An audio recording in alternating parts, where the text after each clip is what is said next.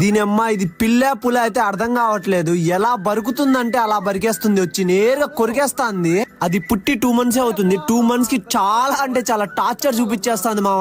ఎలా పడితే అలా కొరికేస్తుంది. పొద్దున్నే వచ్చి నిద్ర లేపేస్తుంది, రాత్రి నిద్రపోనీదు.